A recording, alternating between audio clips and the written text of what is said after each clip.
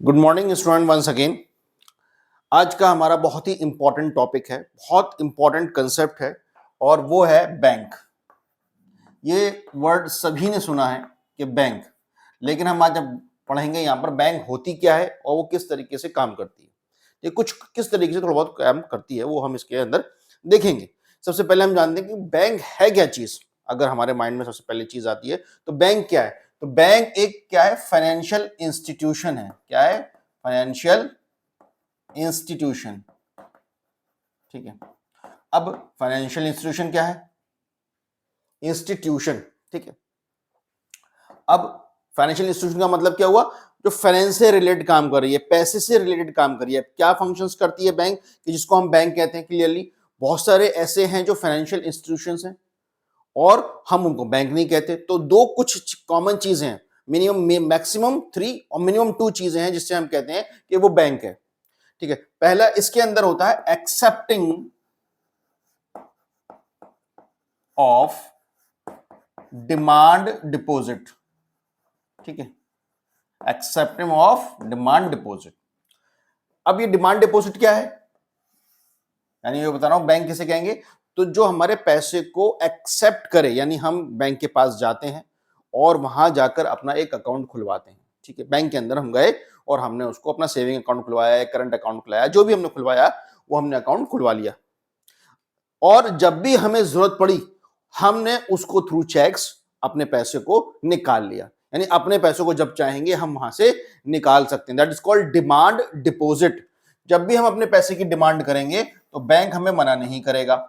That is called demand deposit, यानी हमने पैसा जमा भी किया और हम जब चाहें उस पैसे को वहां से निकाल सकते हैं। एक्सेप्टिंग ऑफ डिमांड डिपॉजिट एक फंक्शन ही हो गया बैंक का, जो बैंक करता है। दूसरा क्या करता है, उसी पैसे को वो करता है एडवांसिंग, एडवांसिंग ऑफ लोन्स। ठीक है। या ग्रांटिंग। ठीक है। क्या करता है, उस पैसे को वो लोन देता है किसी दूसरे इंसान को, और वो लोन देता है और उसके उस लोन उस पैसे से वो इंटरेस्ट लेता है उसी आदमी से या उस कंपनी से, ऑर्गेनाइजेशन से कह लो, जिसको वो लोन दे रहा है, और उस पर वो इंटरेस्ट ले रहा है। यानी उस इंटरेस्ट से उसको प्रॉफिट हो रहा है, कमा रहा है वो पैसा और अपनी बैंकिंग फंक्शंस कर रहा है। तो क्या दो मेन इंपॉर्टेंट हुए, एक्सेप्टिंग डिमांड डिपॉजिट और एडवांसिंग ऑफ लोन्स। और लोन्स किसको दिया जाता है, जिसको जरूरत हो। अब ये दोनों जरूरत क्या हो सकती है, फॉर द इन्वेस्टमेंट पर्पस के लिए हो सकती है, फॉर द कमर्शियल पर्पस के लिए हो सकती है, फॉर पर्सनल पर्पस के लिए हो सकती है। जैसे हम कार लेते हैं, बाइक लेते हैं, मोबाइल लेते हैं, हम लोन लेते हैं बैंक से। ठीक है। और जो बिजनेसमैन है वो इन्वेस्टमेंट पर्पस के लिए पैसा बैंक से लोन लेते हैं, यानी जो पैसा बैंक से लोन ले रहा है वो इन्वेस्टमेंट पर्पस के लिए हो गया, फॉर बिजनेस पर्पस के लिए, इन्वेस्टमेंट पर्पस के लिए हो गया। तो क्या मतलब हुआ, जो लोन है उससे वो बैंक है अपना पूरा एक सर्कुलेशन ऑफ अमाउंट घुमा रही है और उससे वो पैसा कमा रही है। ठीक है। तीसरा इसके अंदर फंक्शन मैं आपको बता दूं क्या है, जो कि आपने देखा होगा, ऑब्जर्व भी किया होगा, लेकिन ये आपके एक तरीके से जनरल फंक्शन है। ये फंड ट्रांसफर। क्या है ये? Fund transfer. ठीक है। पैसे का ट्रांसफर, फंड ट्रांसफर। बैंक क्या कर रही है, पैसे को ट्रांसफर कर रही है। हम देखा होगा हमारे पास ऐसी बहुत सी एप्लीकेशंस हैं, बैंक की एप्लीकेशंस हैं। हम कभी भी रात के 11 बजे, 10 बजे, 12 बजे, 2 बजे, कभी भी हम किसी भी जगह पर अपने पैसे को ट्रांसफर कर सकते हैं। तो ये फंक्शन कौन प्रोवाइड कर रहा है? बैंक प्रोवाइड कर रहा है। ठीक है। तो bank is a financial institution.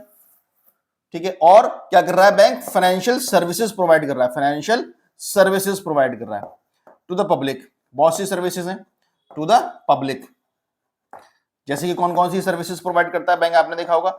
एक तो ये एक्सचेंज करता है। क्या करता है? करेंसी को एक्सचेंज करता है।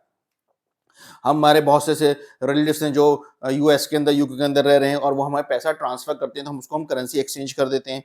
फिर हमारे जो है एक तरीके से हमारे अकाउंट्स को मैनेज कर रहा है, हमारे पैसे को मैनेज कर रहा है। तो क्या है, एज ए एजेंट की तरह काम कर रहा है, इंटरमीडिएट की तरह काम कर रहा है। बैंक क्या कर रहा है, हमें एज एन एजेंट, एडवाइजर की तरह काम कर रहा है। तो ऐसी बहुत सी फाइनेंशियल सर्विसेज हैं जो हमें बैंक देता है।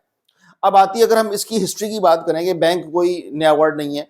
बैंक हमारे एंशियंट टाइम से भी चला आ रहा है, वैदिक पीरियड से भी चला आ रहा है। लेकिन अगर हम अपने कमर्शियल पॉइंट ऑफ व्यू से बात करें तो 1683 में हमारे इंडिया में बैंक की शुरुआत हो चुकी थी। ठीक है। मद्रास बैंक के नाम से स्टार्ट हुआ था बैंक।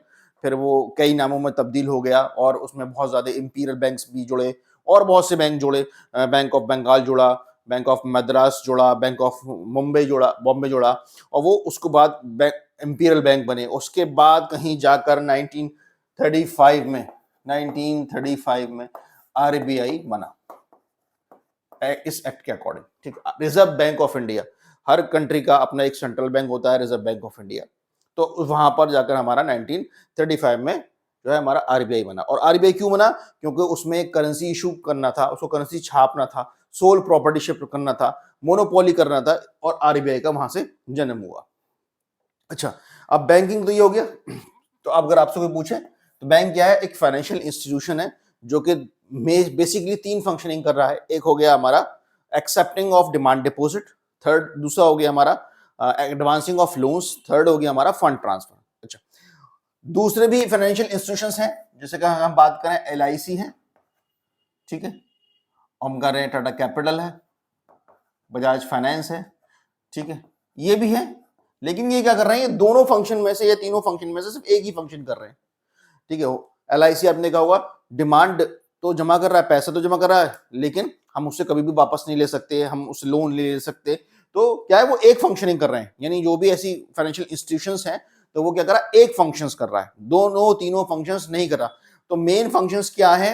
एक हमारा हो गया एडवांसिंग ऑफ लोन्स, ठीक है, और एडवांसिंग ऑफ लोन्स और accepting of demand deposit.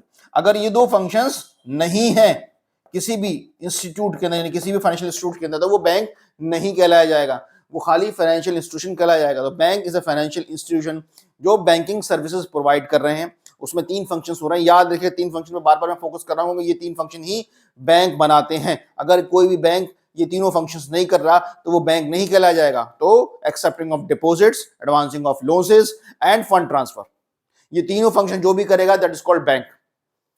India में सबसे बड़ा कमर्शियल बैंक अगर बात करें तो हमारा एसबीआई आता है, स्टेट बैंक ऑफ इंडिया, ठीक है। तो ये कुछ इंपॉर्टेंट पॉइंट्स थे बैंकिंग सेक्टर के बारे में, बैंक के बारे में।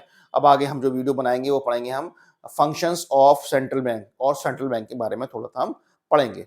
और उसके बाद हम पढ़ेंगे मनी क्रिएशन या क्रेडिट क्रिएशन। तो उसके कुछ कंसेप्ट्स हैं, बहुत इंपॉर्टेंट कंसेप्ट हैं, कोई भी वीडियो मिस मत करिएगा। और वीडियो को लाइक एंड सब्सक्राइब भी करिए ताकि मेरी वीडियो ज़्यादा से ज़्यादा शेयर हो सके और लोगों तक मेरी बात पहुंच सके। Thank you.